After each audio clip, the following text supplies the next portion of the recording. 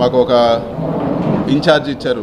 మొన్న ఎలక్షన్లో పోటీ చేసిన చల్లాబాబు అనే వ్యక్తి 89 నుంచి అధికారంలో చాలాసార్లు మేము అధికారంలో ఉన్నాము, వాళ్ళ పార్టీ అధికారంలో ఉన్నింది.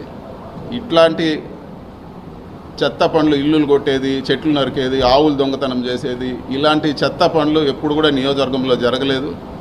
చల్లాబాబు కూడా నేను చెప్పేది ఒకటే, మేము ఒక ఇంట్లో 10 మంది ఉన్నాం. నన్ను అరెస్ట్ చేసినా నేను పట్టించుకోను, అన్నిటికీ సిద్ధం, దేనికైనా సిద్ధం. నన్ను చంపినా కూడా నాకు పర్వాలేదు. మా ఇంట్లో లేకపోతే మా తమ్ముడు వస్తుంది, మా అమ్మ వస్తారు, ఎవరో ఒక వస్తారు. ఖచ్చితంగా మేము రాజకీయాల్లో ఉంటాం, ప్రజలకు కాన్స్టిట్యున్సీలో నియోజకవర్గంలో ఖచ్చితంగా నిలబడతాం.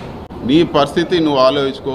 ఇట్లాంటివి చంద్రబాబు ట్రాప్లో పడి నువ్వు చేసుకోవాలంటే నీ ఇష్టం అని చెప్పి కూడా నేను తెలియజేస్తా ఉన్నాను. నష్టపోయేది చివరికి ఇలాంటి చెత్త పనులు చేసి ఈ పాపాలంతా కొట్టుకుపోయేది చల్లాబాబే అని చెప్పి కూడా తెలియజేస్తాను.